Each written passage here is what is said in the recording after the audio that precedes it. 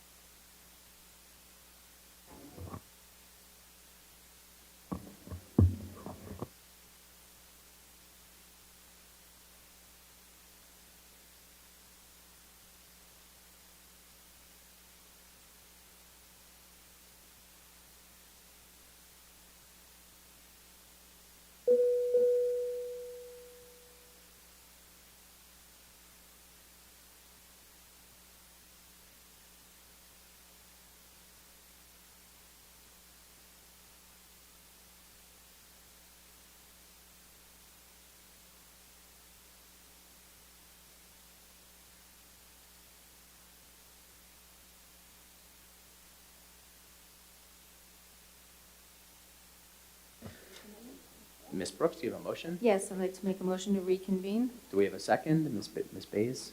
All in favor of reconvening? 7-0. Great. We're going to move right to the roll call. District Clerk, please. Adam Smith, Present. Deborah Brooks, Here.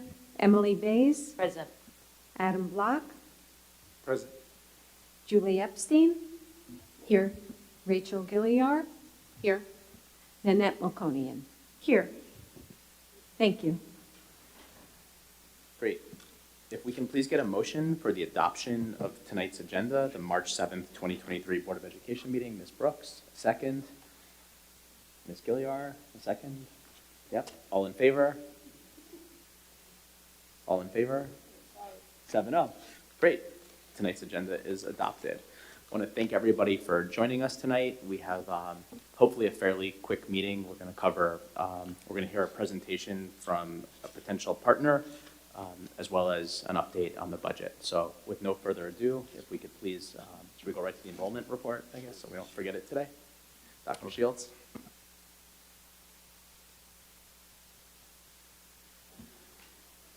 Do you want to do I'm item sorry, 8 first? that was out of order. I didn't see that on there. Yes, who's going to do that tonight? Dr. Shields, all you? Item 8.1 tonight is the awarding of tenure to a teaching assistant by the name of Ann Doskis. The resolution says, be it resolved that the Board of Education, on recommendation of the superintendent, awards tenure to the following individual. So is Ann Doskis here this evening? No. So I will turn it back to the board president to pass the resolution. Fantastic.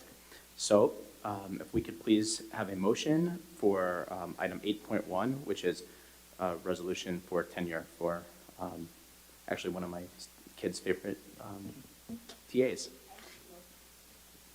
Motion? Okay, a second? Ms. Brooks, so Ms. Bays and Ms. Brooks, all in favor? 7-0. Great. Congratulations to Ms. Doskis. Okay. Thank you.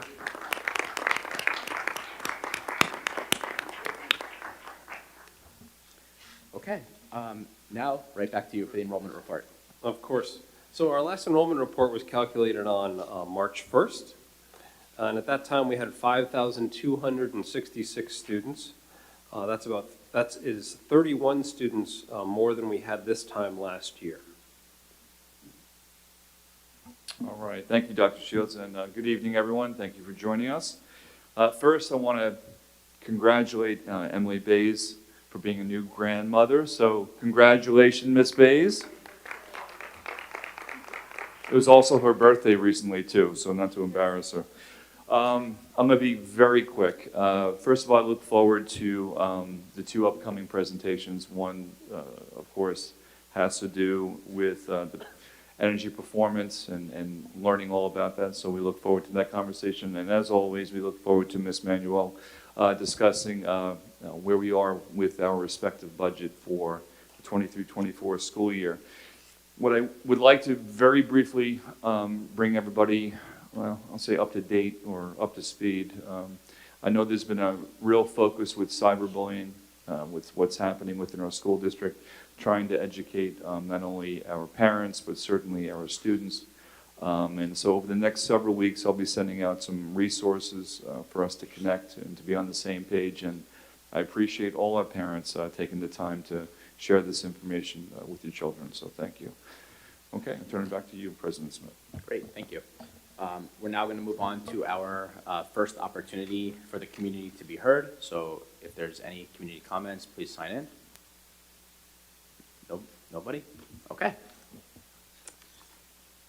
We'll move right along then to our first discussion item, which is we have some guests today from a company called Renew Energy Solutions, who this was discussed in detail at a prior Budget and Facilities Committee meeting, but they did offer to come today to briefly answer questions for the board. Ms. Epstein, is there a presentation, or are we just going to do the questions? I believe that there is a brief presentation that they will be making, and Mr. Graham will be starting off the introductions. Great. So, Ms. Epstein, I'm going to let you manage this part of the meeting then. Mr. Graham, would you like to please begin? Thank you. Thank you. So in October, the Budget and Facilities Committee discussed exploring additional revenue sources, including an EPC, solar, and grant programs. In December, at the Budget and Facilities Committee, I did a presentation titled EPC 101, and that discussed that all these options could be inclusive of an EPC. I also reviewed the status, the M&V report, which is a measurement and verification report of the current EPC, which started in 2019. Based on that meeting, the Budget and Facilities Committee tasked Ms. Manuel and I to meet with potential ESCOs and further explore potential EPC partners. Between December and January, we conducted interviews, we reviewed proposals, we attended seminars, checked references, and then we did a 2-week walkthrough and assessment period. And then on February 13th, Renew Energy Solutions presented to the Budget and Facilities Committee on that there is some potential in Port Washington for further energy savings, again, inclusive of all those measures that we talked about. I'm going to turn the microphone over to them. They're going to speak. This is Tim Pike, the Vice President of Client Relations, and Rob Ragazine, Vice President for Energy Solutions. And they're going to talk about opportunities that are available in Port Washington. Thank you.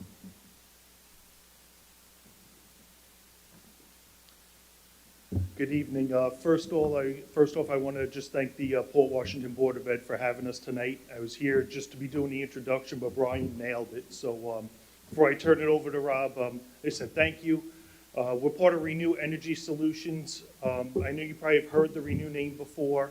We've been doing K through 12 work for almost 30 years, mainly building buildings, interior renovations, some energy products, a little bit of everything, all the way from $100 jobs up to multi-tens of million dollar jobs. So the energy division, Renew Energy Solutions, is just a piece of the Renew umbrella, and that's where we come in Port Washington. Brian connected us, and there is some opportunities which I'm going to turn over to the expert, Rob, who can go through. Thanks, Tim. Good evening. Thank you again for the opportunity. So just to kind of follow through on what was presented earlier, we did take the time to look through the buildings, and we were able to identify some areas of opportunity. And I'm going to talk about that a little bit. So the first area of opportunity is lighting. It's a very limited opportunity. Your district is 98% retrofit to LED. In our walkthrough, though, we did see some areas that would allow for some upgrades. In Weber, the gyms can be upgraded. Little thing outside here to the left of the cafeteria, you've got a nice big orangey yellow light that we probably should change that to LED. But so the idea would be to hit all of the areas that haven't been done, and let's bring those up to speed and make that all LED. It's not a significant dollar investment at this point. You've already had that investment, but we'll get the district 100% LED. So that will be one area for energy savings.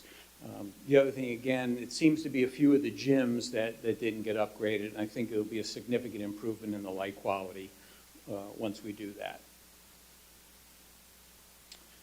The next opportunity is solar. Right, so solar is going to be the single largest opportunity for actual energy savings.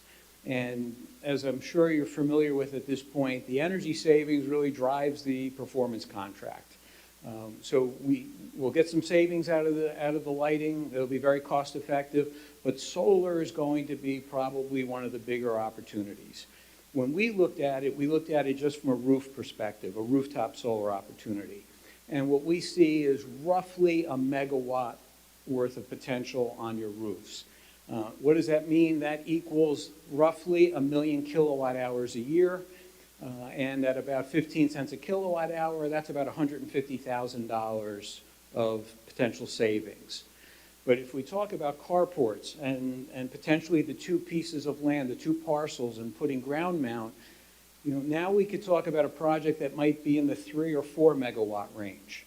Okay, so take those numbers, triple them or quadruple them, and there could be $500,000 worth of savings to the district if we really maximize the solar opportunity. Okay, so when we looked at it, of course, it was cursory. Structural analysis haven't been done. We know there's roof projects going on. We would want to coordinate with those roof projects. And certainly, a building like Weber, again, is not going to be an opportunity because of the slate roof. But solar in general should be a very good opportunity for the district. All right, unit ventilators. This is an area where we know there are roughly 340 unit ventilators throughout the district. We know that a portion of them have been upgraded here, but in general, there's still a tremendous opportunity.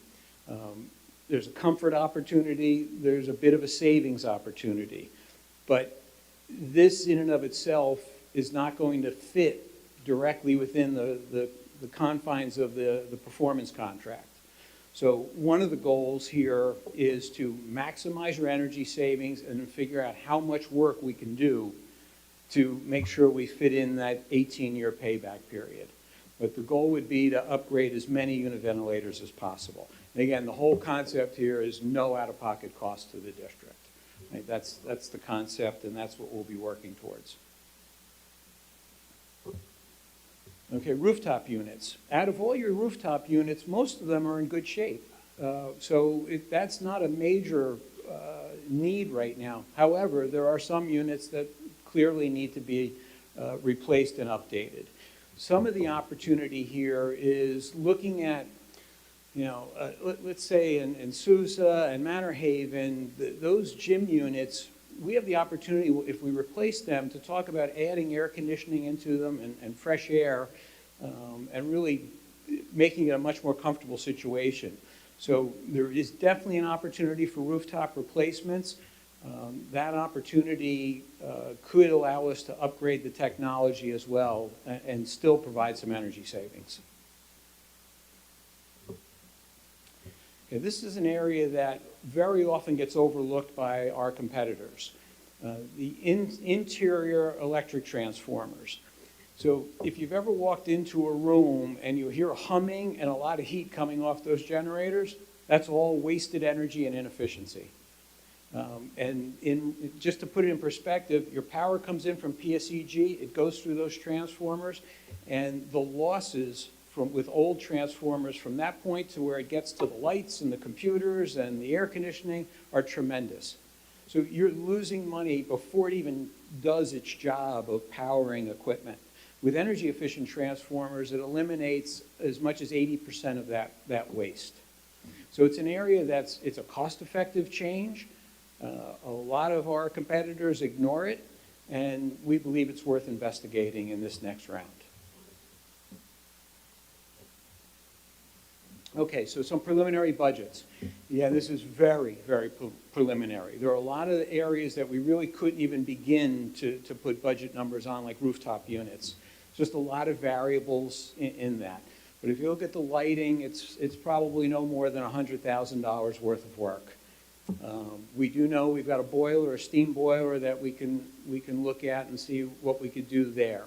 But again, to put a budget at this point is much too early. We'll get that in the investment grade audit, comprehensive audit stage. The transformers, we'll do detailed evaluations of those. The unit ventilators, if we talk about adding air conditioning into the unit ventilators, removing the old, putting new with air conditioning, and therefore allowing you to remove the window units and avoid that challenge from an operational perspective and a maintenance perspective, we've very, very roughly budgeted $17 million for that. That's doing all of them. Okay, that's doing all the ones that need to be replaced. If we did like for like, new unit ventilators and same technology, just current for what you have right now, that's about $12 million. Okay, very rough. The solar, just the rooftop, would be about $2.5 million. If we do carports, it's a little bit more expensive, all things being equal, and then the ground mount, again, will be in that range. So solar could be, if we did everything, probably anywhere between $7 and $10 million for solar. And again, rooftops, it's too hard to determine right now. So some other considerations. again, number one, there are rebates available from PSEG. A lot of this work is rebatable. Those rebate dollars tend to change, so by the time the project gets implemented, they may be better or worse. Usually they're a little worse, because as more and more people implement these measures, there's less and less need for the incentives, but there's clearly incentives available. Solar is not rebatable by PSEG. However, solar is eligible for significant federal incentives. We've all heard about the Inflation Reduction Act, the IRA. That is an evolving creature that conceptually is phenomenal. The details are still a little bit lacking. So all that will be incorporated into our proposal so that we can make sure we're maximizing the amount of money for the district that's available. ESSER funds, the district was approved for ESSER funds. I don't know how much, if any of it's been spent, if any of it's left. All available for disinfection technologies. We've seen units on the floor. We would suggest an opportunity to permanently install wall-mounted units that do upper air disinfection, which has been proven to be the most effective way to deal with that technology. Two other things that are, I think, worth discussing, one of which is human-centric lighting, and I'm going to talk about that in a minute, and we have some slides to talk about that. But human-centric lighting is something that is getting more and more attention. It is barely scratching the surface of lighting technology. There are significant benefits that we'll get into in a minute, and it's something that we would want to propose for maybe a limited number of classrooms, particularly special needs, where the benefits have been proven to be really, really impressive. But that's something that we can present and you can review and think about. And then something kind of cool, and again, it will tie in with the last few slides, something called SHINE. And we have a partnership, we have an exclusive partnership with a company that not only specializes in human-centric lighting and upper air disinfection, but their market president is a person named Mariano Rivera. And Mariano Rivera is a person who's very, very dedicated to the community.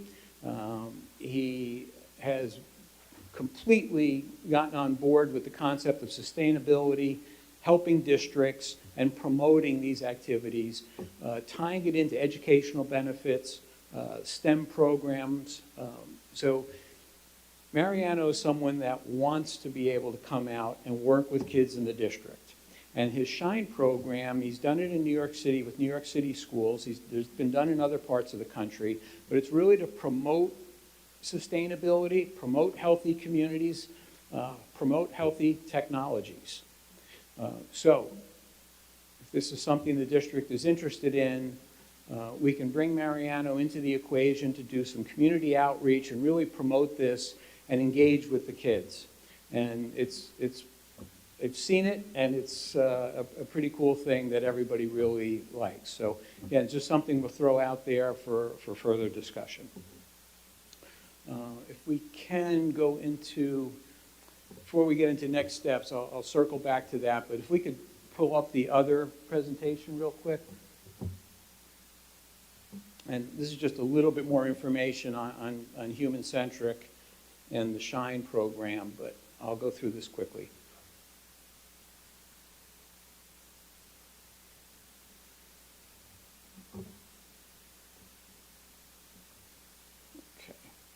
Okay, so yeah, human-centric lighting is really designed to tie in with our circadian rhythms.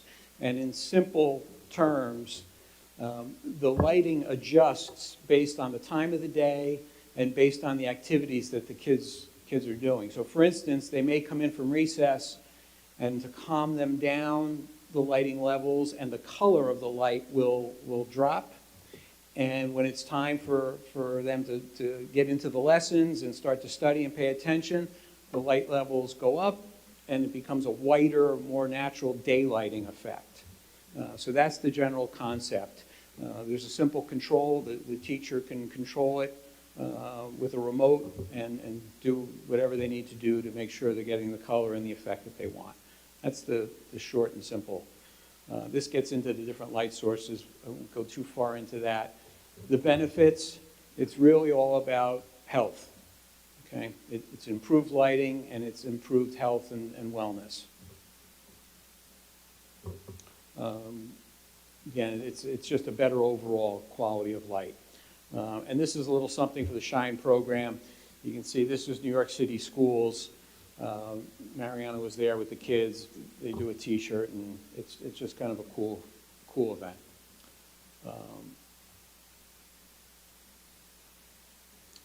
Okay, so if we can we go back to the other slide, and we'll just talk about next steps.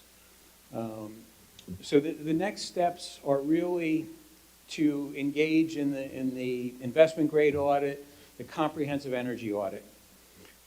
That is going to enable us to really identify all of these opportunities and quantify them specifically. We will get into specific costs, actual costs. We'll get into the specific energy savings.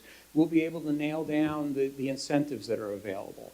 And again, keeping in mind, the whole purpose of this program is to enable these upgrades at no out-of-pocket cost to the district. So once we almost have to work backwards. We're going to establish the energy savings first, and then from there figure out how much work we can get done for the district to maximize the 18-year simple payback that an EPC requires. Okay, so the IGA, or Comprehensive Energy Audit, is the next step in this process. If you were to authorize us to proceed at that point, we would then work with Brian and the facilities team and work on coordinating schedules to start bringing our engineers out to get into the buildings. And it's not an overnight process. Okay, that's going to take a good 90 days or so to get that work done. Okay. So that's really all we have at this point, and if there's questions, happy to answer. Great, thank you very much, and we really appreciate your time coming. We are going to open up to questions to the trustees. We'll start at this end, and we'll work our way down. Sure. Thank you very much for the presentation. I'm generally supportive of the cause. I want to hear a little bit more about how you do the calculation. In other words, like, where did the dollars actually come from? So is it a payment that the district would make, let's say in year one, after you calculate the difference between what we would have paid last year and what we are paying now in electricity, or is it some other methodology? So the methodology is based on a couple of things. First off, we're looking at existing conditions. So we get very specific. Number one is we start with a utility analysis of your utility bill. So we establish your demand charges, your utility costs, all of those parameters, what you spent not only last year, but we'll go back more than likely 3 years. When we look at the equipment, we're getting specific information out of that equipment. When it comes to a light fixture, we know the exact wattage of the light fixture. So we know what that is. We then will work with the operating hours to determine what the consumption is today versus what it'll be tomorrow with the new fixtures. When it comes to HVAC, again, we're taking the nameplate data, running our calculations based on the specifics of each piece of equipment. With HVAC equipment, it's a little more challenging because you've got a lot of variables. Not only is it weather, but it's occupancy. It's maintenance characteristics. So it's a more involved process, but all of that goes into establishing the baseline. Then when we've got, with the new equipment that's specified, we can run the same calculations based on the new equipment, and the savings is generated from that. So my understanding is, let's say we spend $1 million in utilities this year, and then next year with your equipment, we spend $900,000. We write you a check for $100,000, which is the difference that was calculated. Is that correct, or is there some other way it's accounted for? That's roughly correct. Okay. It's close. And mind you, there'll be measurement and verification equipment installed as well. And that's typically installed for 3 to 5 years. So not only will we have the calculations, there'll be a guarantee behind this, and the measurement and verification data will then verify that everything that was calculated is actually happening. Okay. And then I'm sorry, if I could just, Sure. I think to answer your question, what happens is we go out for an energy performance bond. So we have, if this total project is, say, $10 million, the yearly payment might be 500,000, I'm making it up. Our savings would have to show that we're saving 500,000 a year because that's how we're going to make these payments. So all of the costs of doing the audit, everything is rolled into this bond, and we have to recognize savings to pay for it. And can I just clarify, it's not a bond that has to be voted on by the community as in comparison to the bond that we have been doing all of our other upgrades with, correct? It's a different. Yes, that's correct, because it's coming from savings that are generated. Okay, I have two more quick questions. What happens if we underperform? In other words, we're not getting the savings that we had projected in the proposal? So in that case, we're guaranteeing the energy savings. So if the project underperformed, then we would have to write a check for the difference. I'd just also say that you also want to classify it as cost avoidance and not savings, because as we're adding a wing to daily, our energy consumption can go up, energy rates can go up. So it's not always savings, it's cost avoidance. Energy usage or conservation is going down. That's an important distinction to make. Yep. Okay, and then one more question, which would be related to, is there an opportunity to do a pilot? In other words, like we have 7 schools, and it's unclear whether this would be right for all the schools or just to roll it out slowly in a portion. Is that an opportunity? Not really, right? Because the cost of doing an EPC, to break that up into small components, it becomes cost prohibitive. And the value, the gain of maximizing the benefit to the district is to leverage as much as you can. So I'm not going to say it's impossible, but it's going to make it impractical. Thank you. Ms. Page? I don't have any questions right now. I asked my questions at the budget meeting. I'm good. Ms. Brooks? So I thought I understood, but then I started to think more. Thank you for the presentation. Do we have to spend money out of pocket in order to save money? In other words, is this something other than the contract itself, the initial, the audit contract? Do we go out of pocket at first? So at no point do we need to budget for any of this? And we're not necessarily saving money because the money we save goes to pay you? So this is an energy conservation, I understand, which is good for the environment and all those good things, but I'm just trying to understand, fiscally speaking, for over a period of, I guess, 18 years, you said, or until these things become obsolete, where the money we save doesn't really go back into our reserve fund, it goes to you. Well, so let's probably present it a little bit differently. We're going to, and let's just take a number, $5 million. You're going to get $5 million of upgrades, things that would have had to been paid for capital or through a bond, through the EPC. Those are going to be paid off by the energy savings that the project generates. Okay, so you're paying off that equipment, you're getting all new equipment for that, and paying for it out of the energy savings. Once the contract is done, you've got the equipment, you've got 100% of the energy savings, and then it's over. I just want to make sure there's no out-of-pocket to us at the beginning, or at all, ever throughout the period. Correct. Okay. Unless we don't proceed. If we don't proceed, we pay for the investment grade audit. Right? That's the only piece, the $90,000. If we understand. decide not to proceed. I understand that part, thank you. On the Univent, we have been talking about upgrading or putting air conditioning in all the spaces in the buildings and what that would cost. If we were to go with the Univent with air conditioning, and we were saying that the buildings are so outdated, the electrical system is so outdated, we have to update the electrical system before we could really put in all the air. If we went with the Univent with the air conditioning, can our electrical system handle that?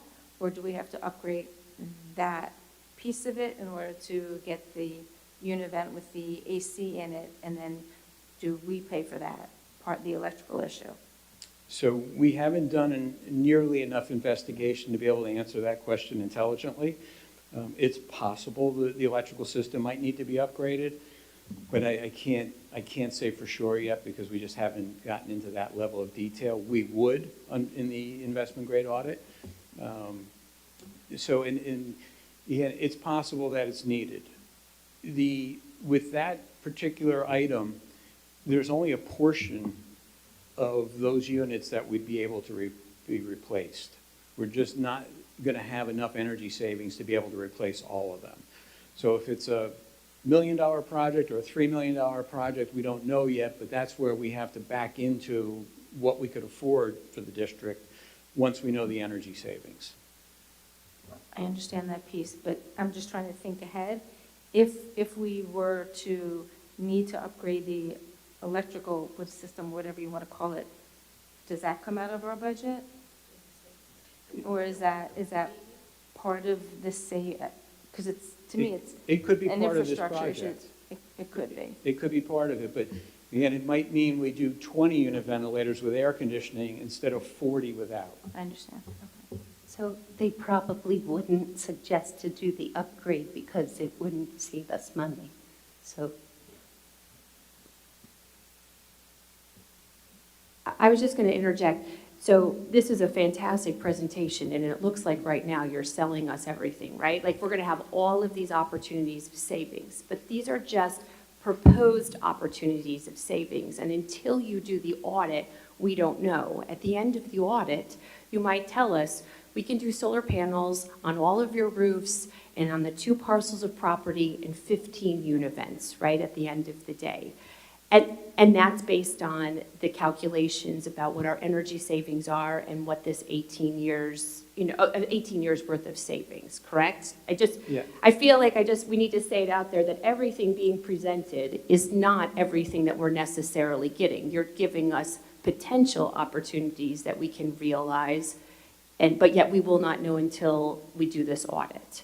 Correct, and that's going to be a partnership, right? That's us presenting data and then collectively sitting down and saying, what are the priorities? Here's what we could do, and there's going to be a lot of moving of parts to get to the final equation that gives you what you want.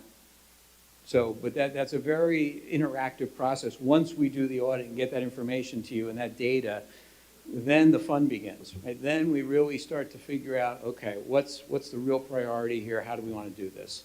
Do we want to make one school 100% efficient, or do we want to spread it across all and do a little bit in each one? I have one more question. Is any of the technology being proposed so new that it may not be as effective as something that would come down the road in a couple of years? I mean, I know you can't foresee the future, but given, a lot of times things on the cutting edge seem great, and then they get refined and more cost effective as they get further generations down the road. I'm just wondering if any of the things you're proposing might fall into that category. Would it be premature to do some of these None of things? them are premature. All of these are established. Thank you. Okay, great. So you had made a comment when Mr. Block had asked, Dr. Block had asked about the savings that you guys were guaranteeing the savings. So I assume that you're not really guaranteeing the savings, right? You're guaranteeing the performance. So you'd write us a check if we use more kilowatts than expected. How does the calculation work exactly? So again, to piggyback on Brian's comment, Yeah. what we're doing is affecting the pieces of equipment that we're affecting. Right. So in the case where you do an addition and the energy use goes up in that building, that doesn't mean that the project failed and the contract failed and the guarantee is void.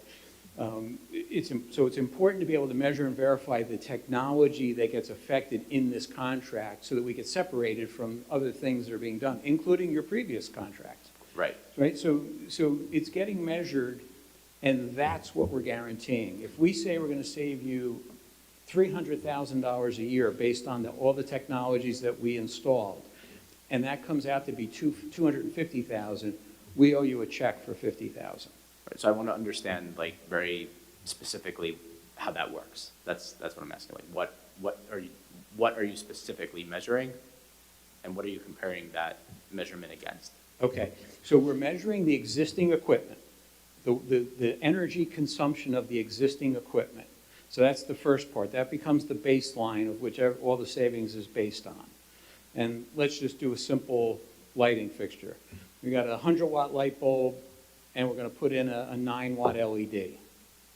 So 100 watts minus the 9 creates the 91 saved watts. That's what we're guaranteeing. Now, we're going to multiply that out by all the bulbs and all the fixtures, and then we're going to look at what you spend for energy, and you're going to get a dollar amount that's the before and the after. Right? So that's how you're going to know what your energy savings is. But we're going to do that for every piece of equipment. The only time that doesn't come into play is solar, because with solar is generating electricity. So whatever we generate out of the solar panels, you no longer have to pay PSEG for. So are you going to each light bulb before and after and measuring it? Like, how do you measure it? Okay, so the state requires us to do something, the measurement and verification process, there's a specific terminology for it and methodology. It's the International Measurement and Verification Protocol. And so there are statistics, and based on the types of fixtures and the quantity of fixtures, there's percentages that we measure. So we actually go to the fixture, we measure the wattage before, we measure the wattage after, we record it, then the only variable becomes the operating hours, which, you know, we don't control that part of it. We'll agree on operating hours to generate that piece of the equation. Got it. And is that happening once or through the life of the bond or whatever? It's going to happen for a period of 3 to 5 years typically. Okay. And who's guaranteeing that?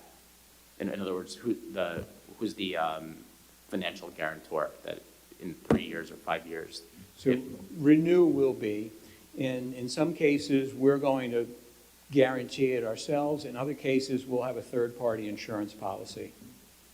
And that insurance policy is your cost, or that's part of the project cost? It becomes part of our cost, but it's part of the project Right. cost. Okay. And so one way or another, part of the guarantee will be covered, and again, it might be Renew or the third party. Who would make that determination? We usually do, depending on the type of project. Okay. You know, if it's a large enough project, we'll have a third party insurance policy. And what's the line on that? We haven't truly established that firm and hard, but if this is a $10 million project, we'll probably do a third party insurance policy. If it's a $1 million project, we'll insure it ourselves. Got it. Okay. So what's the catch? Why wouldn't a district do something like this? You know, there's no catch. It is not an overnight process. It's important that you have the data, and this is done with your input, not us telling you what you should do. It's a matter of us presenting those options and making sure we maximize the amount of work with the savings that can be generated. Yeah, sure. Can I just add, and maybe Mr. Graham wants to touch on this, the district does have and has had an energy performance contract, just with a different contractor. Yep. And a lot of, as you mentioned earlier in your presentation, most of our light upgrades to LED were done under that energy performance contract. So Brian, I don't know if you want to talk about the fact that this is something that we have been part of, maybe some of the realized savings and how it's worked, if the board feels that that would be helpful. But from some of the questions, I wanted to make sure this is not a new venture. This is just a different company that we're looking to, and you're bringing forward more than just light bulbs in this regard. Yeah, it's a phase 2, right? And the lighting is basically the most cost-effective technology. So it's a matter now of figuring out where else we can drive energy savings for the district. Thank you. In 2017, the district did engage with Johnson Controls. The project kicked off in 2019. We are in the third year of that measurement and verification process. So this is this year's M&V report, which I received in December. So I'll be happy to go over with the board. But this is exactly what Mr. Ragazine was talking about with actual measurement and verification of all the FIMs, which are the facility improvement measures that this EPC did. This EPC was primarily lighting. Unfortunately, that does carry a lot of equity, which would have allowed the project to be funded for other FIMs. But there was other measures in here as well, exhaust scheduling, some heating controls, and you'll actually see charts that will show you the savings, and it breaks it down by each measure, each building, each location. So that is part of the project. We felt that this project, while it saved money and it breaks down the environmental impact and the savings, we felt that there was still opportunity for further projects, primarily solar. A lot of EPCs are inclusive of solar, so that's why we brought this to the Budget and Facilities Committee to explore further opportunities. Could you circulate that to us, maybe in the packet this week? Yes, sir. Great, thank you. Okay. That's all my questions. Ms. Gilliar? Ms. Epstein and Ms. Bays and I are on the Budget Committee, so we've already heard the presentation, and that's why Ms. Bays has no questions. I'm personally sold on this. I think it's a no-brainer that we should move forward this way and upgrade our infrastructure, also move towards using better renewable energy sources in a way that is hopefully cost beneficial for the district. That seems win-win to me, and an obvious thing we should move forward.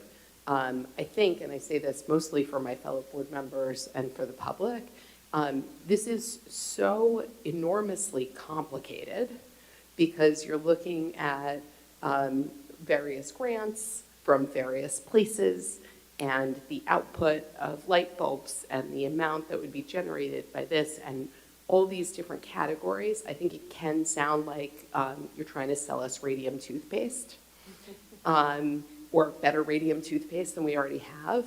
But that's not really what this is. I think this is part and parcel to what this board has been trying to do for several years, which is move to being very forward-thinking and proactive about our infrastructure in this district and making sure that we are literally creating the buildings around our teachers and students that they need to have the education that we want here. So I'm 100% a yes on this. Again, mostly I'm clarifying for, to clarify this publicly, but my understanding is if we move forward with the energy audit, we then, and Ms. Epstein alluded to some of this too, really what you're going to come back with is each of these categories that you mentioned, and even broken down further than this. So solar is a category, but you're going to tell us here, the roof or parking lot or piece of land, each one of them, this is what we think the cost would be. This is what we think the savings generated for this would be. For the unit vents, here's the cost, because this presentation, which is great and very thorough, it has some potential budget numbers, which are very, very high, and no potential savings numbers, because we don't know what they are yet. But you're going to give it to us category by category, and then we're going to have a next conversation about where the cost and savings balance makes sense for us to proceed. Is that correct? That is correct.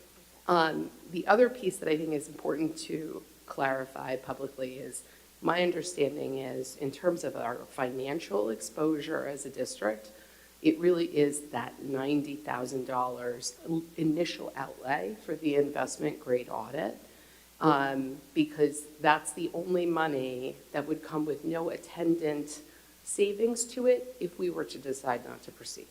So, but we have the two of you standing here who are professionals who obviously do this for your life's work, and Mr. Graham, who is our employee who's looked very deeply into this.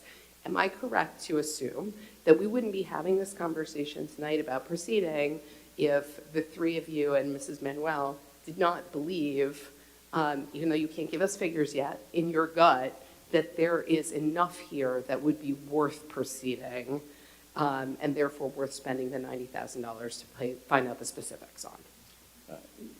You're 100% correct. We know there are opportunities here, and even if it were just solar, we know there's opportunities beyond that, but even if it were just solar, there's a tremendous opportunity for the district. So, yeah, we're not in the business of wanting to just do studies. We don't make money on studies. We want to cover our costs. We want to build a project for you. We want to continue our relationship with the district, but it's important. It's a necessary evil.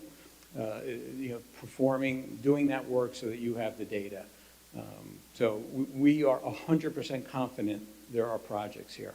And as Mrs. Manuel said, we would not and literally could not proceed if the savings did not outweigh the cost of the project.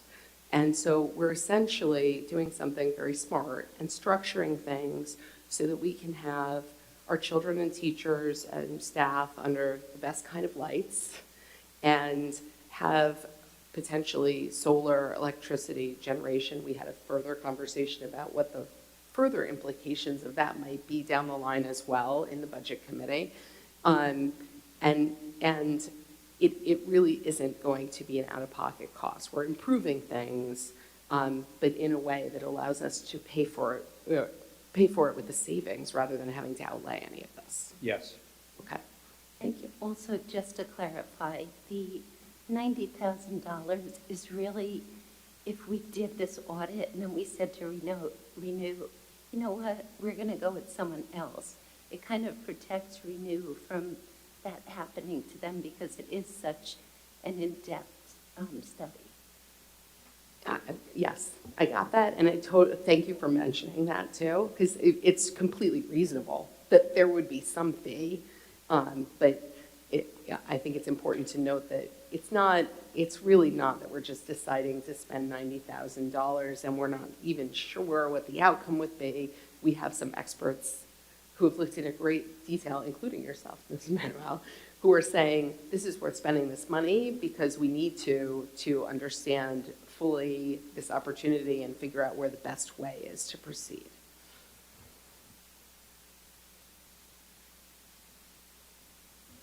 I'm going to pass my time over to Nanette since I've been part of this conversation already.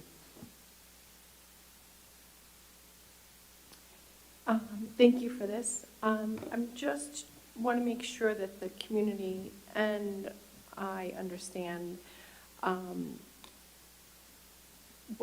Are we going to have a sense when we decide what projects to take on? Will we have a sense of how much of our buildings will be air conditioned at the end of this project? Is that Absolutely. okay?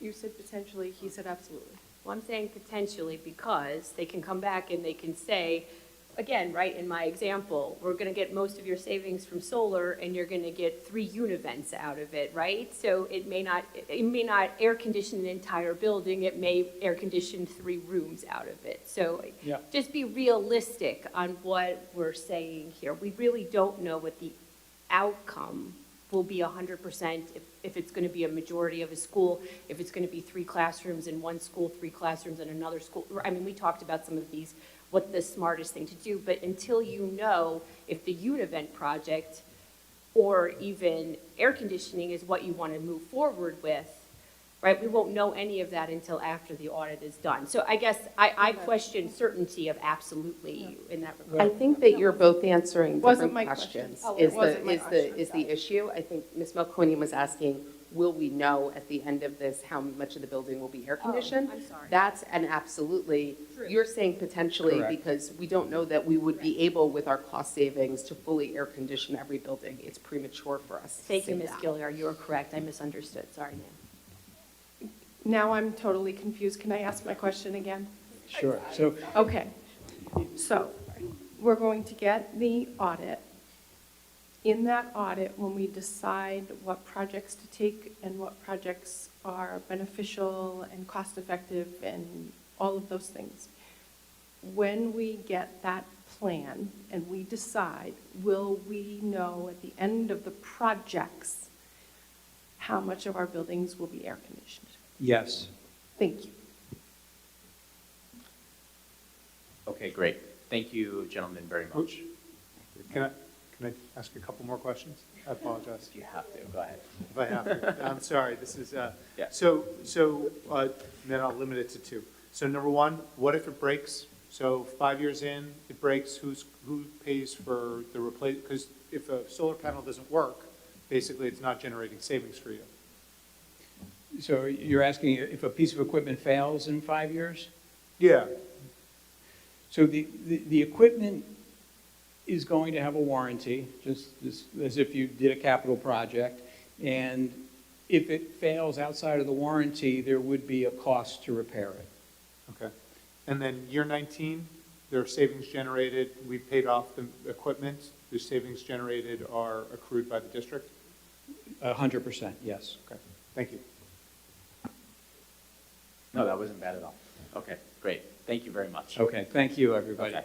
So, Wait, can I add just one thing? So I just want to point out to the board, this is on the consent agenda. Okay, thank you. So what I was going to say is this item is in the consent agenda in 14.1.8. Hopefully, everybody has reviewed it. So if anybody does not want to proceed with this, let's discuss it. But if everyone is okay with it, let's just move on and we'll approve it in the consent agenda. So I don't want to have a big discussion if everyone's on board. I think, Ms. Gilliar, you put it well. Okay, great. So thank you again. Looks like we're going to move ahead. So with that, just because it's getting late, we're going to move right along to the next agenda item. Oh, it is. Yeah. Yeah, that's late.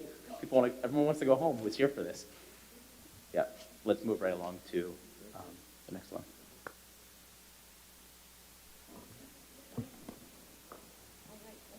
Okay. We are going to have our third work session for our budget. Tonight, we're going to be covering athletics, creative arts, facilities, transportation, and security. So we do have one more work session after this. That'll be on March 21st. On April 18th, we'll be having the adoption of the budget by the Board of Education. On May 2nd, we'll have a public hearing. And on May 16th, that will be our annual budget vote and school board election. So in looking at the budget, there's several issues we need to look at. And basically, we can call it a gap, I guess, between what our projected tax cap levy would be and how we need to get underneath that. So if you look at where we currently are, we have $12.1 million in increases to expenditures and only $8.4 million in basically not so much revenue, but in growth that we can have with our current tax levy limit. So some of the positives, we had increases in foundation aid. We had favorable interest rates on the bonds. We had an update by Moody's of our rating, which saved us on our the debt service that we need to pay. We've had teachers' retirement system contributions rates that were slightly decreased, but it remained flat for the budget. And we also have an increase to the property growth factor of 1.0101. Some things that are negatively impacting us are the medical insurance increases, contractual increases to salaries, transportation costs, utility costs, and general insurance costs. So as we look at our budget, we need to consider this gap and really decide how we're going to address this.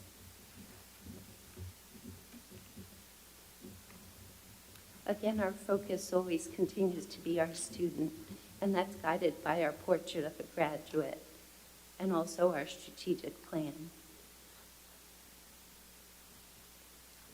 So our athletics department, we have our director, Mr. Schwattweiser.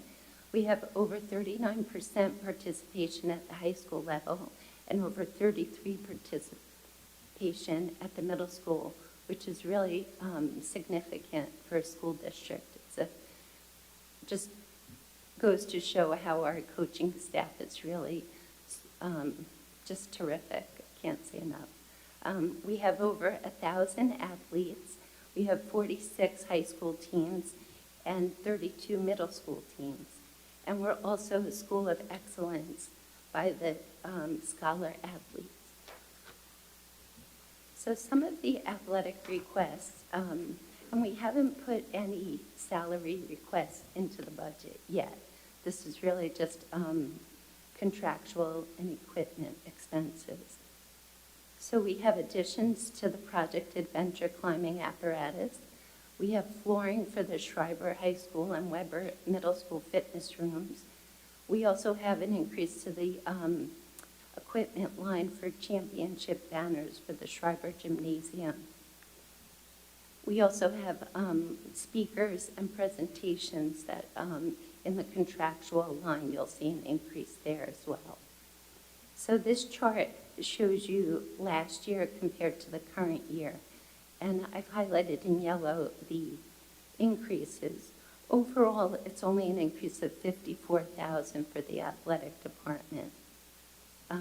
Again, the contractual and other, that really has to do with, our climbing apparatus. We have to have things checked each year to make sure everything is appropriate and up to code.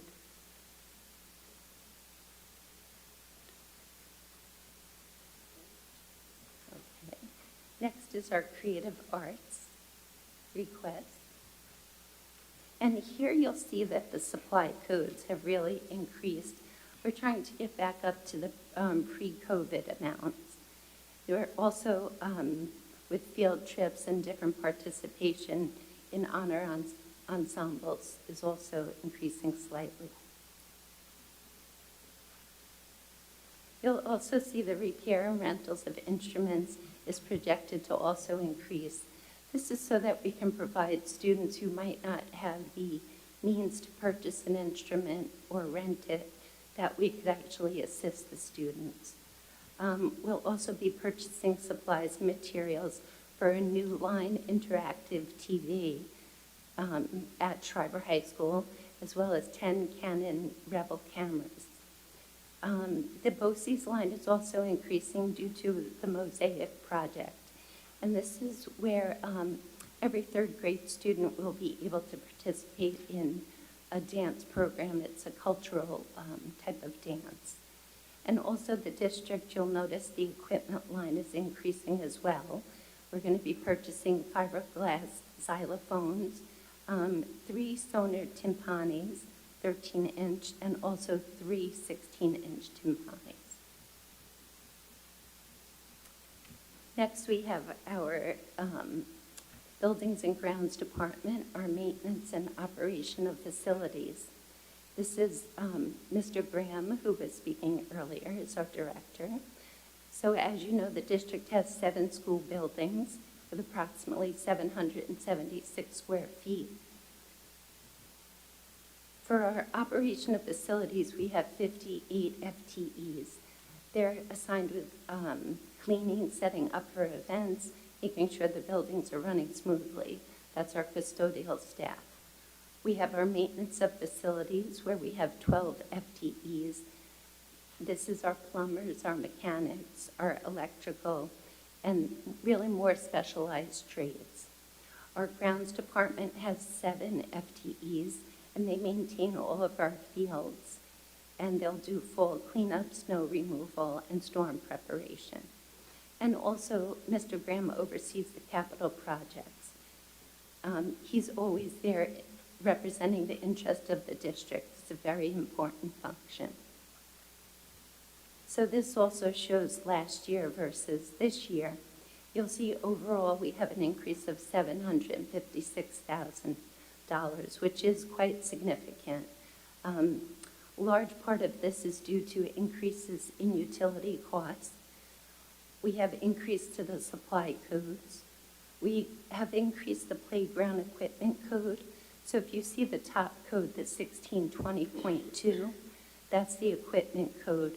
We've increased that by 75,000 just for the playground equipment. There's also a sit-down rider lawnmower. We have a Weeding Tech foam stream system, as well as a Silverado crew cab, which is in this budget as well. So this slide offers kind of a pie chart, and it addresses our utility costs, which you see is over 28% increase. Some of this is also due to the construction that we're doing. You'll see more cost in electricity, not to mention the rate of the electricity. So out of all of our utility costs, you see electricity accounts for 55% of it, with gas after that at 24%. So there's a lot of things going into play. That's why we were looking at energy performance plans.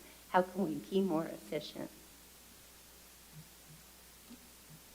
So each year, Mr. Graham works with our architect, and they assess the buildings and the facilities and the condition of the buildings. And that's how we work on our transfer to capital. Some of these pictures will show on the bottom here, this is the Daly School, the elementary school. It's almost finished. To the right of that, you have the STEAM at Sousa. That's the construction, which is well underway. And on the left bottom, you see that's the rooftop of Manor Haven, where they're working on the air conditioning for the their large space. This next slide shows you the 5-year roof replacement schedule. So we're currently in the 3rd year of this. Now these costs are elevated compared to last year, what you would have seen on the schedule. This takes into account the escalation costs, the current market price of actually doing the roof replacement. So, and this is our transfer to capital. And this is where we put the roof projects, the 2 roof projects. And as well, we're proposing $100,000 for district-wide flooring that needs to be replaced, as well as district-wide bathroom repairs. There's quite a few bathrooms that we need to focus on and really upgrade. So this would be a proposal of an increase of $132,000 to the transfer to capital line. Next, we have our transportation department, and I'm happy to announce today we finally received our bus purchase that we've ordered in July, I think. Miss Allen ordered it. So it's will fit 20 adults and I think about 28 students in it. This year, we've had quite a challenge with our contract transportation. When we have special runs that we have to do, it's not always easy to find the transportation providers, and also for some of our athletics and our field trips. And this year, our transportation department has really stepped up, and they're doing the best they can to provide that transportation, and it comes at a significant savings to the district. So just to put things in perspective, we're 7th largest geographically in Nassau County, with approximately 21 square miles to cover. We have 7 public schools, a pre-K program that was expanded this year. We have 34 private and parochial schools, 39 special needs schools and programs. We also handle field trip transportation, athletic sports transportation. And this pie chart really gives you an idea of how that's divided. You'll see that in-district transportation is the largest at 35%. Then you have private placement at 29%. So those are students who go to other schools other than our 7 buildings. And special education is 21%.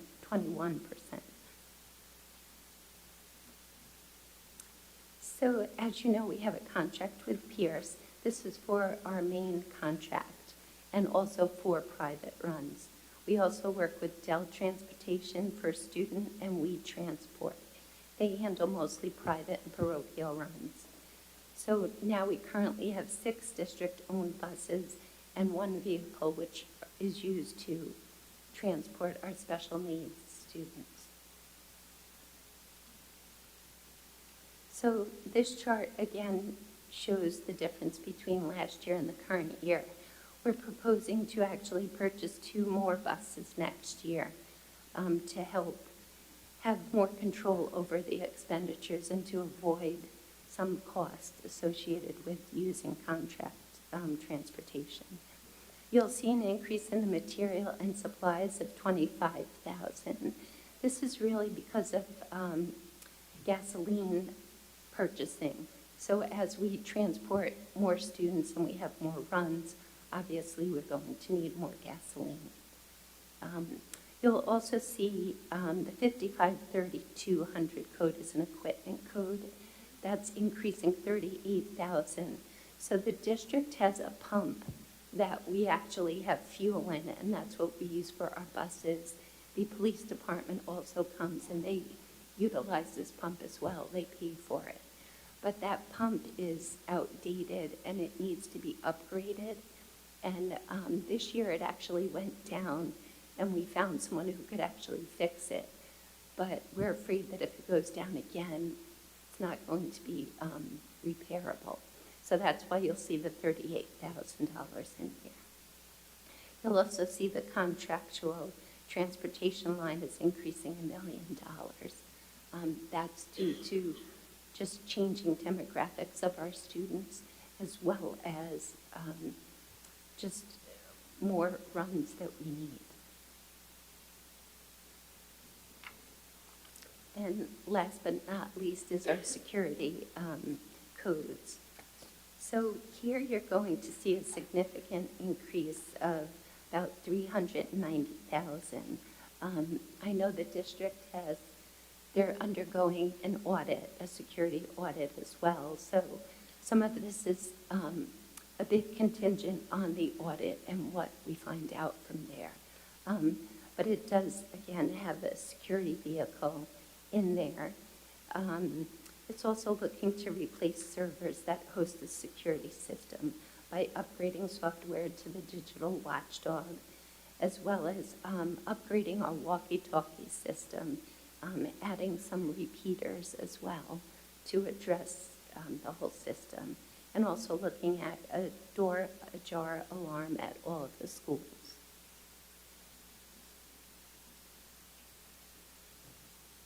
And that's it. Thank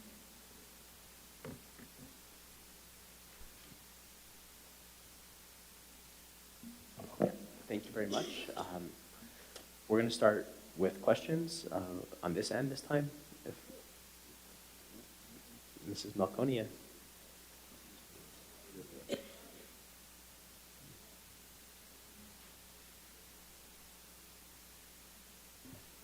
Okay, so maybe this is for all 7 of us.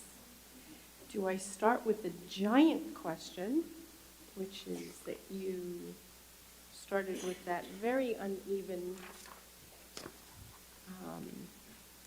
description of our budget numbers.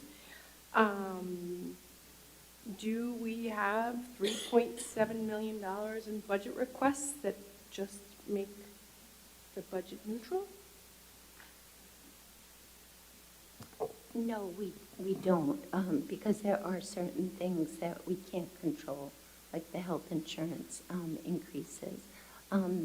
There are certain things that, with the purchase of the buses, and if we were able to hire 2 more bus drivers, we could potentially save $600,000 in transportation because we'd be able to do those ourselves. So that would help offset some of that 3.7. We also have the need for a custodial position at Daly because we've done all of this expansion. We need someone to actually clean that as well. that could help reduce overtime. And also, we have a maintainer position that's been requested that is not in the budget. So that would also help with the contractual expenditures that the district is using. So there are areas where we could have cost avoidance, I guess, or cost savings. What is that term, maintainer position? What is that? So you have like plumbers and those are considered maintainers, but it's also someone who could be at the high school and could work on things, more technical skills. So we have a maintainer at the middle school, but not one at the high school.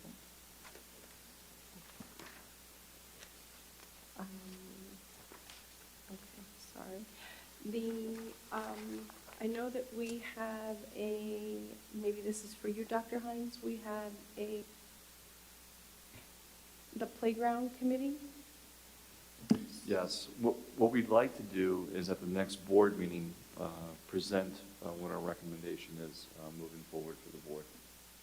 Okay, So so we'll is have a that part of presentation. this $75,000 increase? That is correct. Okay. Okay.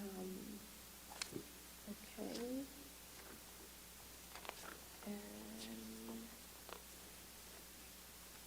so one of my questions was about the $200,000 for buses, but then we're saving 600 if we spend that 200?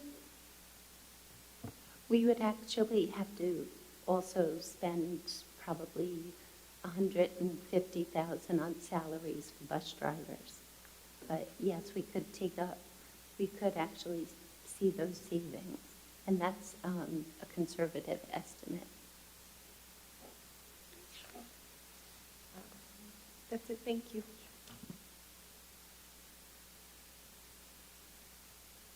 Ms. Epstein? Okay.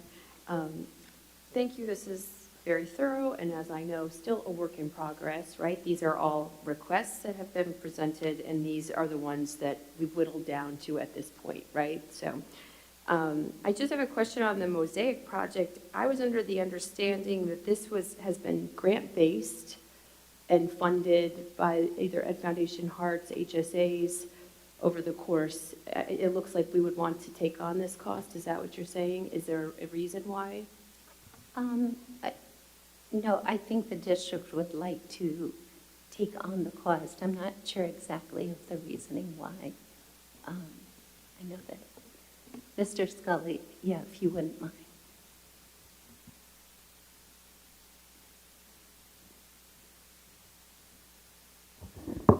Yeah, it's currently a combined project, as you mentioned, but the district pays quite a bit of that money. We're trying to pay more so that we can continue the program and not have to ask every single organization in the district for money for this every single year. So we're trying to gradually get it so the district is paying for more and more of that, rather than the grants, because it's an expensive program, and it's also one of our only dance programs that we have. It is our only dance program at the elementary school. Okay, thanks. Is the $29,000 is the cost of that program? Is that correct? It's more than that. Oh, it's even more than that. Yeah, it's about $60,000. Oh, 60,000. And And we're how much were we getting in grants from the foundations, or all the entities combined? About half of that. Interesting. Okay. Thank you. Also, if we take it on, the more that we do, it's aidable through BOCES. So it is aidable through BOCES. Correct. To what percentage? About 50%. 50%? Mhm. Okay, thank you. That was helpful. Thank you. Yep.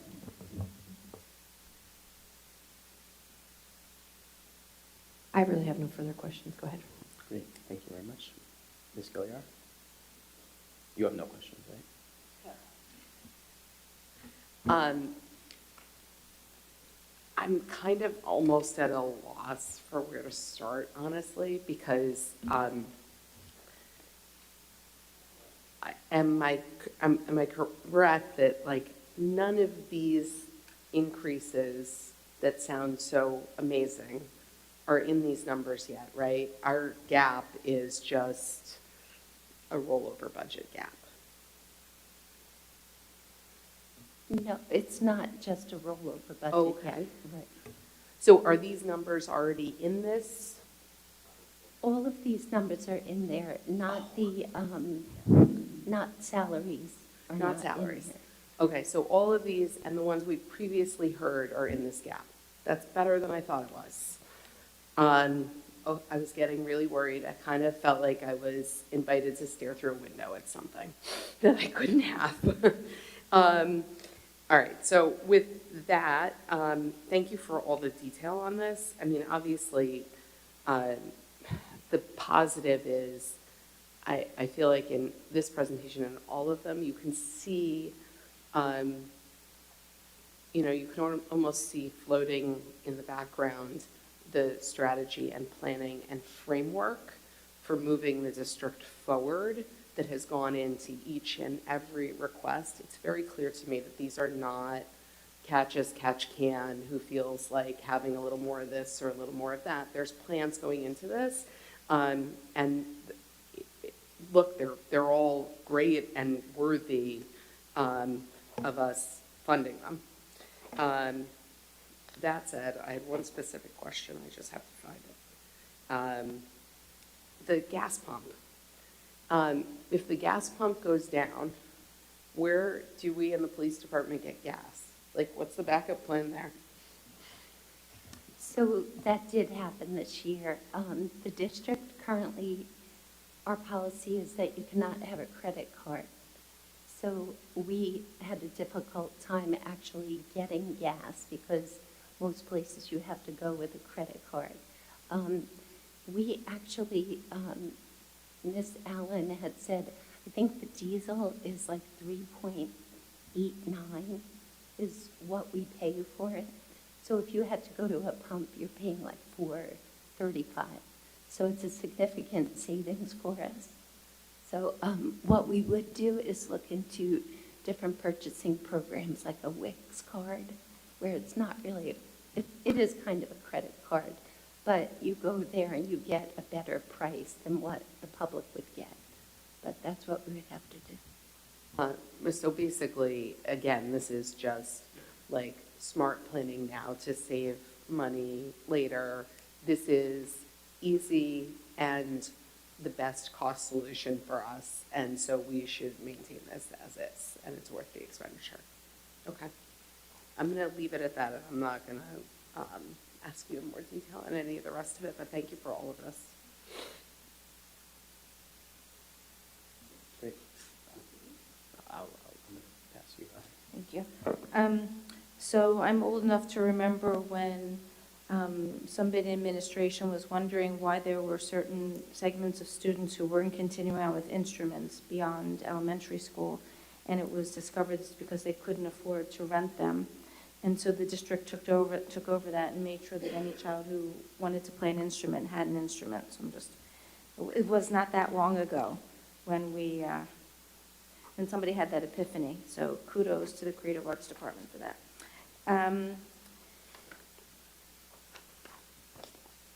And thank you for the presentation. So every time we see a vehicle here, the buses, the Chevy Silverado, I don't know anything about these things, even the gas pump,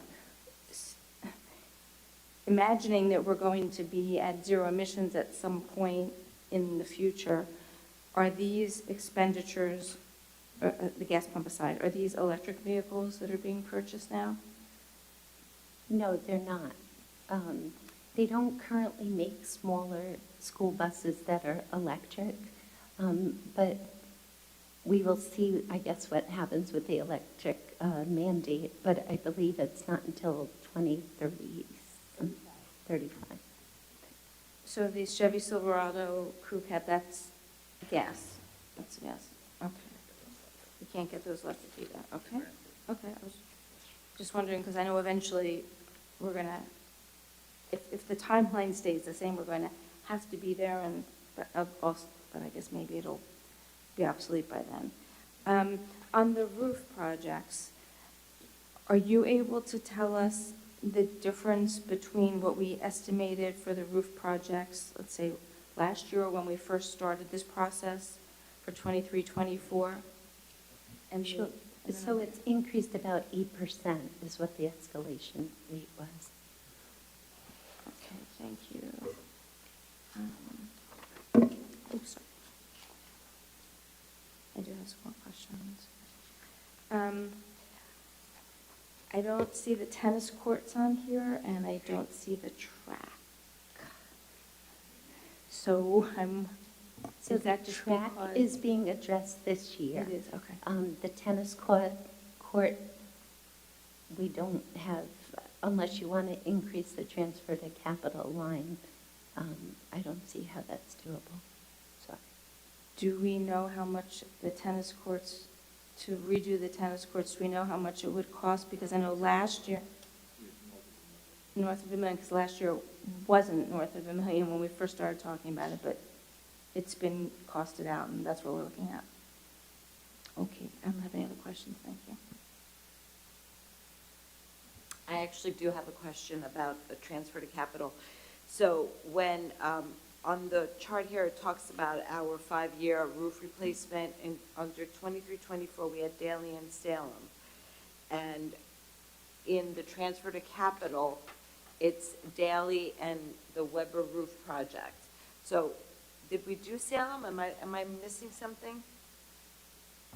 Yeah, there's two separate pieces of Daly that are being done, so you So have that's one. the other half, okay. Yes. Okay, all right, so that's what part, so right now, under transfer to capital, it's with the other half of Daly, it's the Weber roof project, the district-wide flooring, and the district-wide bathroom repairs, correct? Okay, and that gives us a 2.5 million. And if, to Deborah's question, the tennis courts were added, it would make it 3.5 million, roundabout. 0.2. Okay, okay. In the transportation requests, there's an increase in, it says garage building of, there's a 99% increase of 40,000. What is that? I don't remember if you discussed that. Oh, sorry, yeah, it's 5530. Sure, so that's the gas pump, Okay. 38,000. I think that was the only questions I had. It's unfortunate that our transportation costs are going up as high as they are, and it's unfortunate that we are at the mercy of a bus company, really, that does dictate most of our unfortunate expenses, which, you know, like you said, it's 5% of our budget is transportation, so it is unfortunate. With regards to the security requests, when are we expecting the audit of the security audit results so that will it be in line with our budget adoption? Can't say with certainty that we'll have that information before the budget adoption. I don't think we will. We are expecting one from our auditors, correct? That'll be done. It's done already? Do we have it? Yes, I have to touch base with them again, but I believe it's finished. So I guess my question is, we're putting things in the budget actually having a decision on an audit on whether or not they're necessary. I guess it kind of doesn't sit well with me, and I feel like we're spending without really knowing. Maybe we should be spending more, maybe we should be spending less, I don't know. So I'm just gonna put that out there. I know we're not discussing right now details about this budget, and we're still working through these sessions, but I just wanted to put that out there.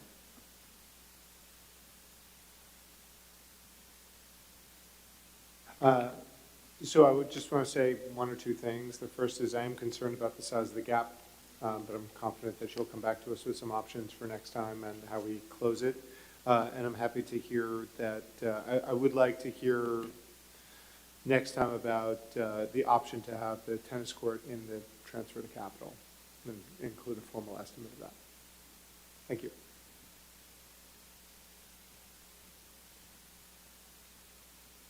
Actually, all of my questions were asked, so if everyone is done, really appreciate the presentation, and we look forward to whatever magic you can work on lowering that gap.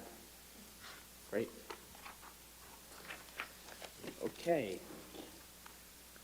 So we're going to move right into committee reports, starting with the Policy and Personnel Committee.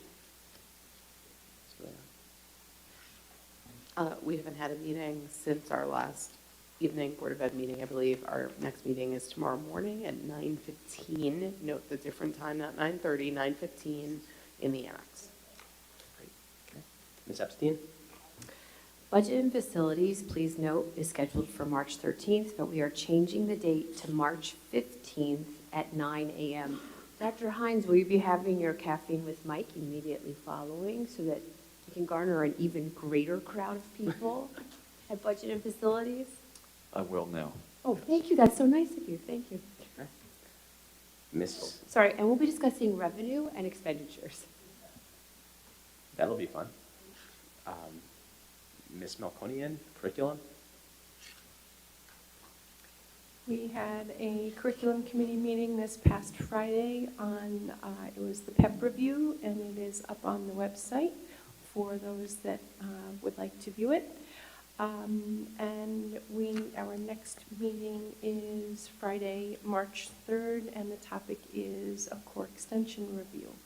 Hope to see you there. You mean April 3rd? No, Is it sorry, April 3rd. Yes? That's not right.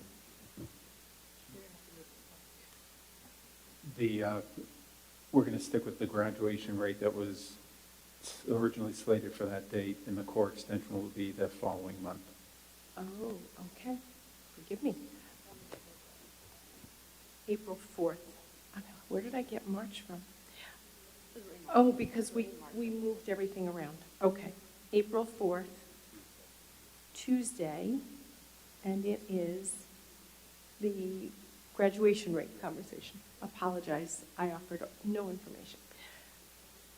Hope to see you there.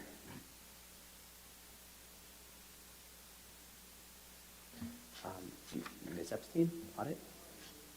So audit, the next meeting for audit is currently set at April 26th, but I anticipate that will be moving up based on the presentation that we're waiting from the audit committee still, so we'll keep you posted.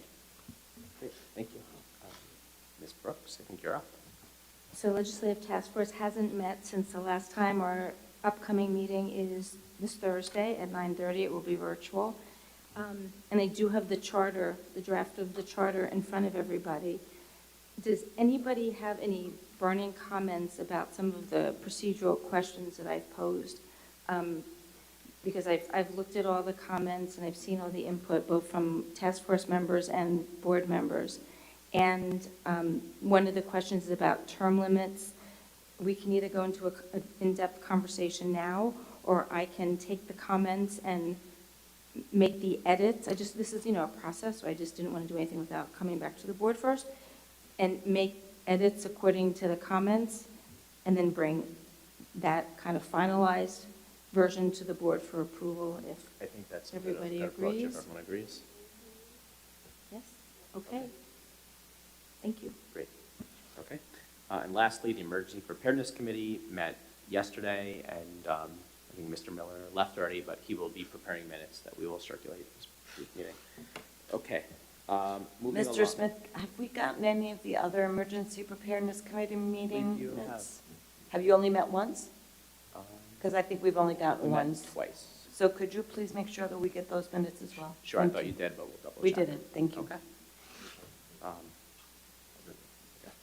Okay, moving along. Can we get a motion to approve the BOE meeting minutes from, this is item 13.1, February 14th, BOE meeting from December 12th, curriculum meeting from January 6th. Is that right? This is written.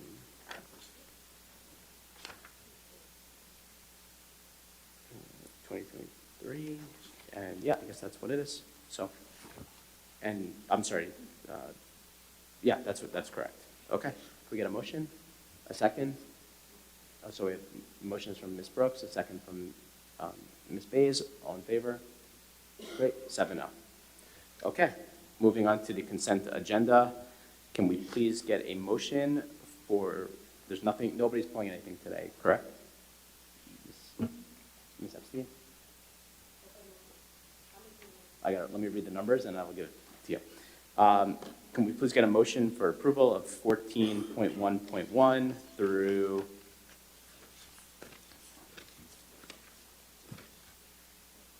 14.6.3? Ms. Epstein, a second. Ms. Melconian, all in favor? All in favor? 7-0. Great. That was easy.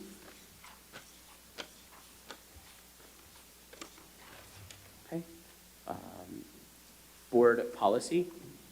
There's nothing on today, and we will move right into old business. We do not have any questions to be answered from the previous meeting from community members, so we'll open to new business. Any trustees have new business? Ms. Melconian?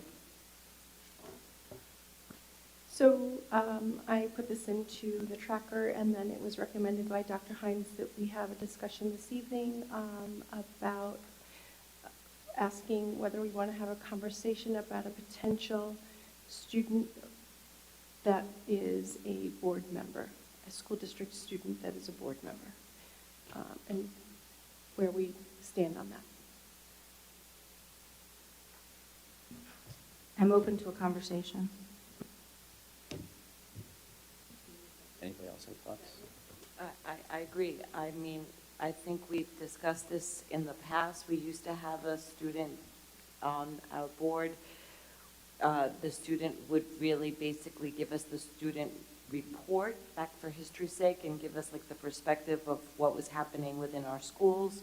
Student really didn't partake in anything else other than just being part of our updates. So I would have absolutely no objection. I think we talked about it when Dr. Hines first came, and then we never really, well, you all know why we never put it into effect, because COVID took over.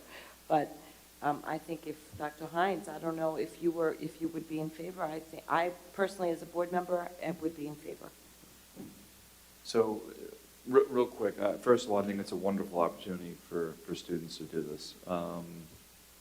I think the most important thing is, as Ms. Bays said, they report out not just as far as what's happening at Shriver, but all the schools as far as what's happening. And they wouldn't have a vote per se, but they're still part of the process of understanding how the board meeting moves forward, all that good stuff. I think it's a wonderful opportunity. I've sat on, previous districts where we've had students represent the student body, and it's a great learning experience. And I think the board learns from it as well. Is there anybody who wouldn't want to proceed with something like this? And I guess what I would propose is that you make a suggestion as to how we would select the student, what it would look like. Go ahead. I'm not an objection to it. However, I think that the benefit of a student board member, or I think what we're trying to accomplish is potentially a student voice, is I would love to have a way that we could incorporate student voices and not just have one student giving a report. So I don't know that it's necessarily a student board member, but a way to incorporate student voices into our meetings. And I would like to say that if there was any way to somehow, maybe it's an 8th grader, incorporate that middle school voice as well as they, I know you said it would be nice to incorporate all grade levels, but if there's any way to also incorporate, that secondary level in the middle school as well, I think that would be valuable. Yeah, I think I like Julie's idea rather than having just one person doing it every month. You could have an opportunity for different students to give a report from the school district, from a student's perspective each month, and then it could be a different student, different grade levels, right? There's more opportunity there to see a diverse perspective. Ms. Gilliard? I think the question Ms. Melconian posed was, were we open to having the conversation? If that's the conversation we're having. We don't delay over here. I'm very open to having the conversation. If we're just simply having the conversation, I think I don't feel like I have enough information about how it would work or what the real benefit is to the student, because without more detail, it sounds like an awful lot of work to expect one student to somehow understand all the schools in the district, including elementary schools that they didn't attend, and report to us. And so I think Ms. Epstein's point on multiple voices is a good one in terms of the philosophical ideal of incorporating student voices. of course, I have no objection to that. I think that's obviously something that's a great, great idea. But the structure, without more information, I'm trying to figure out how it could help the board enough to understand things better, and also why it wouldn't be just a really boring, stressful job for the student. So I'm gonna go back to what I was proposing, and I'm gonna ask that we allow the administration to propose something to us, and then when we've all had a chance to digest that, we can move ahead. Is that something you could have for the next meeting or the one after? Okay, great. Any other, thank you, Ms. Mahoney, for bringing that up. That's a good one. Any other new business? No? So I think I saw somebody write their name, so we're gonna move on to the next opportunity for community comments. Jessica Linden. Hi, everyone. Thank you all for everything that you do and for being here tonight and during everything we've been through together. So we really, really appreciate everything the board does for our schools. I'm here as the co-president of Manor Haven's PTA, and I'm also here as a parent of a kindergarten student at Manor Haven, along with some of my other fellow parents who are here for support. And as we enter the budget season, we really just wanted to highlight class size as one of, if not the most important areas that we as parents feel needs to be considered as you discuss personnel, budgetary issues for going forward. So I'm not sure if you're all aware, but at Manor Haven, the kindergarten class size is currently 24 kids in every single class. And it is projected, as we heard Dr. Shields say, to continue to grow. We just gained 31 students. Maybe next year in September, we have 27 or 28 students per first grade class with 4 sections. We've already gone past the recommended board number, which I believe is 23 for K through 2. And we want to make sure that we're thinking about it proactively, that we're ready for first grade. There's been behavioral issues this year, and these kids are still very young, coming out of COVID, and we just want to make sure they're in the best possible situation to learn and have positive experiences, because if they don't want to go to school at kindergarten and first grade, it's very hard to change, as we all know. So we just really want to understand how the board is planning to address the growth of the population, and if it could be specific to what we've experienced at Manor Haven, that would be great. Thanks.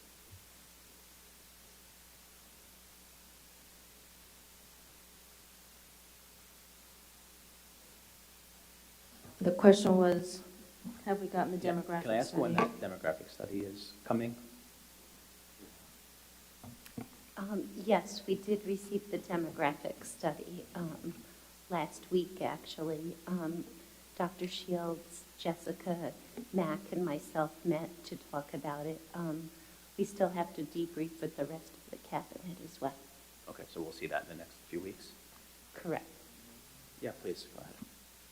So, Jessica, thank you for articulating what Ms. Diaz, believe it or not, brought it to our attention. So to her credit, she echoes some of the concerns that you have and all of you have.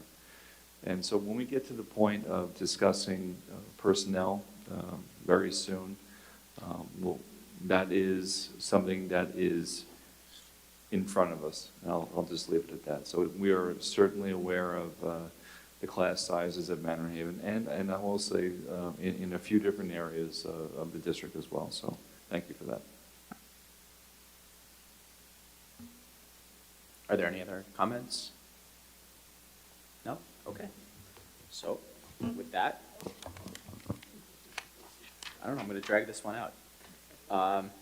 We are not, just kidding. We are not going to recess to executive session, so can I please have a motion to adjourn? Dr. Block? No, Ms. Bays? That's after. Yeah. Second, Dr. Block, all in favor? Great. Our next meeting is on March 21st, followed by April 4th. Thank you, everybody.